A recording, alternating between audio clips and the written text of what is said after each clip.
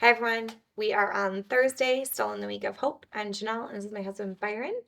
And today we are in Matthew 2:10 through 11, and this is in the NIV. When they saw the star, they were overjoyed.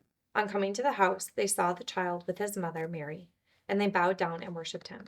Then they opened their treasures and presented him with gifts of gold, frankincense, and myrrh.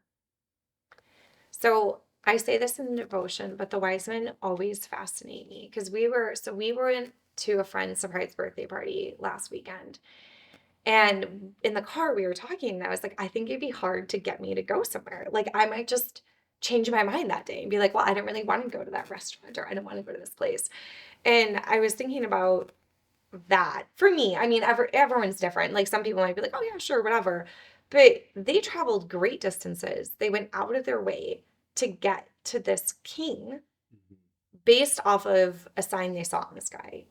That's to me really profound that they had so much hope in this sign in the sky that they saw that led them to what they believed was going to be a king. Mhm. They traveled these great distances and went out of their way, brought gifts, did all this stuff just to see him. Mhm. And I think it's really, for me, I don't know if convicting, but I guess like encouraging to be like, it's okay to kind of step out and go seek after something that you maybe don't have a huge amount of clarity. Like we Right. were talking, I was like, we don't hear God. I didn't have an angel come visit me, Yeah. like I don't hear a voice from heaven. A lot of times you're going off of a feeling or an image or something and stepping out in those places anyways. Right. Even if it's not super clear or it's not this huge big thing, it could be something really small that you see or understand from God that can lead you to great places. Right. And I think these wise men give such a good example as to have eyes of the kingdom or Mm. like to put on their perspective because they traveled all this way and they're coming to see a king and they find a baby in a manger. Well, And like, technically, sorry, what? they didn't find him in the manger Where'd they because find him? they were at his house. Oh, right. I'm thinking of the nativity scene. I know Oh, it's confusing because the nativity yeah. has always Yeah, been there, but they weren't but there for either a couple way, years. Yeah. they didn't find him in a palace. No. They were of lowly stature Hmm. in their society. Yeah. And when they came and saw him as like a boy in their house, like how old was he when they saw him? I mean, he was under two, but he was Okay, but he was like a young boy, a toddler in the house, and it wasn't like a prince in a palace, right. but they recognized him. When Hmm. they got there, they were bowed down and worshipped him Yeah. and presented him with the gifts they had. Yeah. And so like God shows us like even these men understood his upside down kingdom where it's not the things of this world and Hmm. it's like what's going on inside each one of us that he sees and that he values. And so we got to put on God's eyes to see what he values in this world Right. and to know what's going what like and to see hopefully maybe see the stars metaphorically that he's putting for us to see and to Right. follow, Right.